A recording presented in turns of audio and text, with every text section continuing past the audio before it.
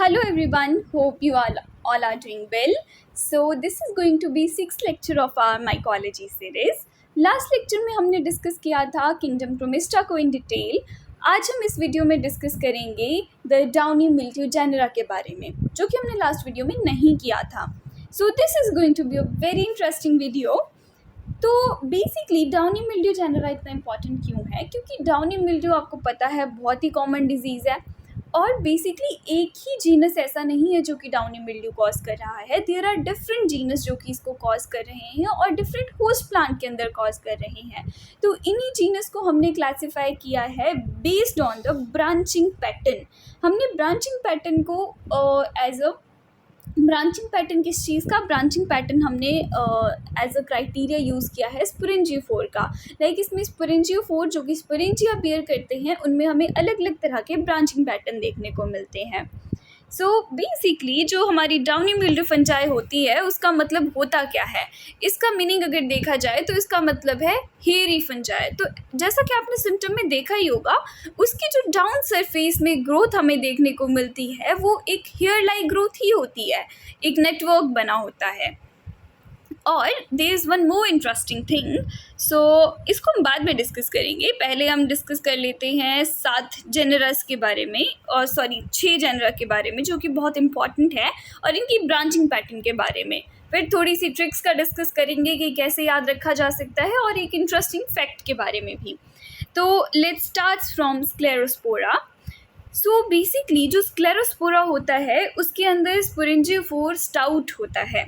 Stout मतलब वो थोड़ा सा छोटा होता है, और दूसरा उसके अंदर आपको थोड़ा सा थिकन्ड बेस देखने को मिलेगा, जैसा कि आप डायग्राम में देख ही पा रहे होंगे. और इसमें स्यूडो डाइकॉटमसली ब्रांच हम इसको कहते हैं, क्योंकि इसमें पूरी तरह से डाइकॉटमस ब्रांचिंग नहीं होती है, इसमें थोड़ी अलग तरह से होती है.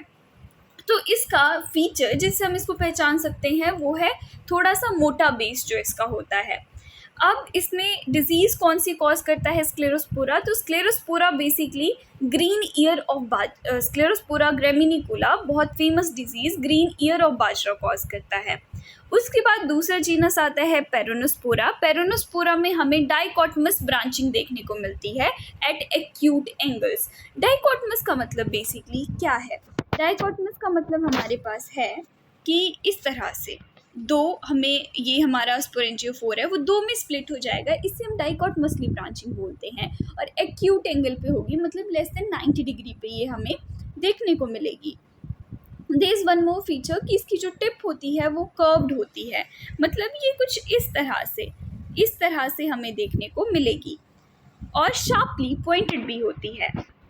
आप डायग्राम में बहुत इजीली देख पाएंगे. मैं उतने अच्छे से डायग्राम नहीं बना पाई हूँ, इसलिए I will paste other diagrams here. अब इसमें जो डिजीज़ कॉज होती है वो फाइटोपथोरा पैरासिटिका कॉज करता है downy mildew of crucifers, right. इसके बाद हमारे पास एक और किंगडम आता है एक और जीनस आता है जो कि पेरोनोस्क्लेरोस्पोरा या स्क्लेरोपथोरा है.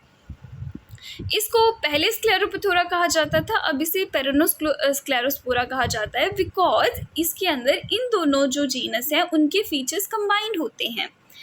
इसमें जो स्पोरेंजियोफोर होते हैं वो शॉर्ट और डिटर्मिनेट होते हैं, और इसमें सिम्पोडियल ब्रांचिंग हमें देखने को मिलती है क्लस्टर्स में.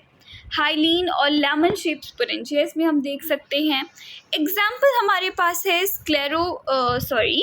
पेरोनोस्क्लेरोस्पोरा रेसी, जो कि brown stripe downy mildew cause करता है मेज में.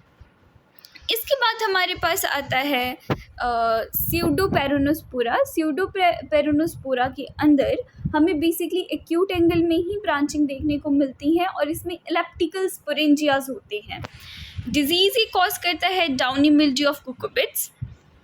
देन हमारे पास आता है plasmopara, which is very important because इसके अंदर जो ब्रांचिंग है वो औरों से अलग है. इसके अंदर ब्रांचिंग हमें राइट एंगल पे देखने को मिलती है, 90 डिग्री के एंगल पे देखने को मिलती है, और इसकी जो टिप होती है वो ब्लंट होती है, जबकि और किसी में हमने देखा था लाइक पॉइंटेड थी, बट इसके अंदर ब्लंट है.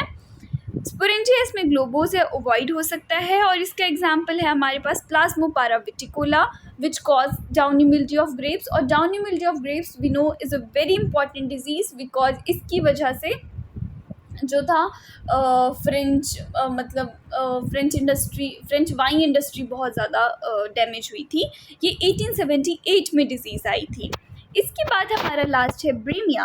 ब्रेमिया बेसिकली डाइकॉट मछली या ट्राइकॉट मछली भी ब्रांच हो सकता है, मतलब इसमें प्रोफ्यूज ब्रांचिंग हमें टिप के ऊपर देखने को मिलती है।